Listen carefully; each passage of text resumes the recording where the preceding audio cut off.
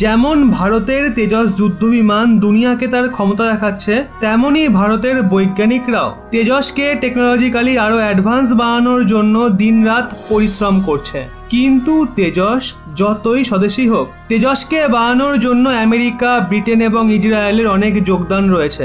যেমন তেজসের ইঞ্জিন আমেরিকার, তেজসের radar system Israel থেকে আসে, তেমনি এভিওনিক সিস্টেম সহ অনেক হাইটেক ডিভাইস ছাড়াও রিফুয়েলিং প্রোব এবং জিরো ইনজেকশন শিট সহ অনেক সামগ্রী ব্রিটেন থেকে আসে। কিন্তু এখন ভারত তার নিজস্ব রাডার সিস্টেম বানিয়ে ফেলেছে, এমনকি নিজস্ব ইঞ্জিন বানাতেও ভারতকে সফলতা দেখা যাচ্ছে।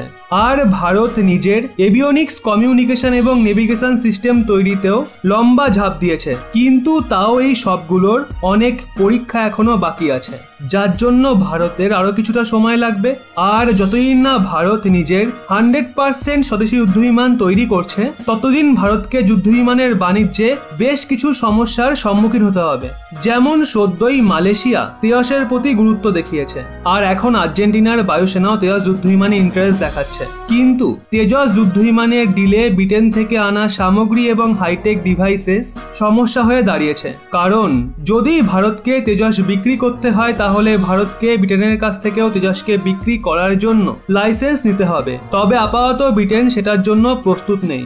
আর ভারতের এই বাধা বিপত্তির সুবিধা নিয়ে চীন আর্জেন্টিনাকে তার ফাইটার জেট বিক্রির সম্ভাবনায় সফলতা দেখা যাচ্ছে।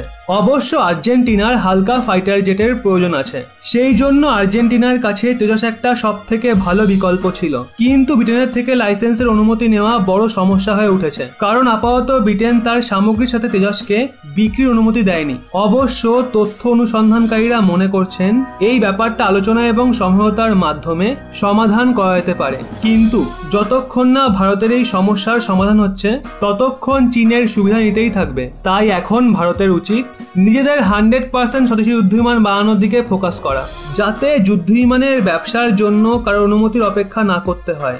অবশ্যই এই ব্যাপারে আপনাদের কি মতামত তা নিচে কমেন্টে জানান।